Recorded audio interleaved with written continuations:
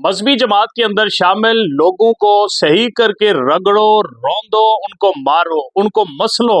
लेकिन एक बात जरूर जहन के अंदर रखो कि ये जो मजहबी जनूनियत होती है इसकी मिसाल उस फूल की तरह होती है कि जिसको जितना ज्यादा रगड़ो, जितना मसलो, उसके अंदर और ज्यादा खुशबू का फैलाव आता है। ये पूरी दुनिया के अंदर फलस्तीन से लेकर कश्मीर से लेकर यहाँ तक कि हमारी अगर अफवाज पाकिस्तान को दुनिया की बेहतरीन फौज क्या कहा जाता है तो इन सब के अंदर एक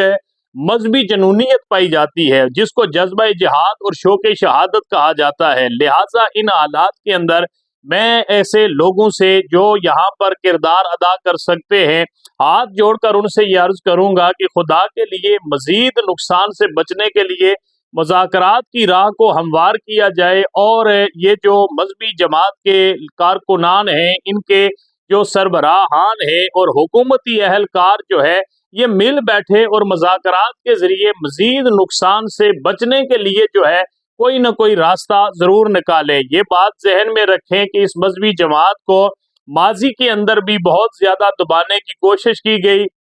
इसको जो है वो रौंदने की कोशिश की गई, इसको खत्म करने की कोशिश की गई, लेकिन इसकी पावर के अंदर, इसकी ताकत के अंदर उतना ही ज्यादा इजाफा होता रहा। मजहबी जनूनियत का मुकाबला जो है वो जब ताकत से किया जाता है, उनको दबाने की कोशिश की जाती है तो वो पहले से ज्यादा जो है उनके अंदर वो जज्बा पैदा होता है और उनके अंदर ताकत आ जाती है। लिहाजा इन हालात के अंदर बेहतरीन रास्ता ये है, बेहतरीन तरीका ये है कि मुज़ाकरात, वो मुज़ाकरात जो आखिर इस मसले का हल है उनको अभी से जो है वो अपनाया जाए और मुज़ाकरात की राह को हमवार करके मुज़ाकरात के रास्ते को इख्तियार किया जाए और जिम्मेदारान इसके अंदर दाखिल होकर इन दो फरीकैन के दरमियान मुज़ाकरात की राह हमवार करें।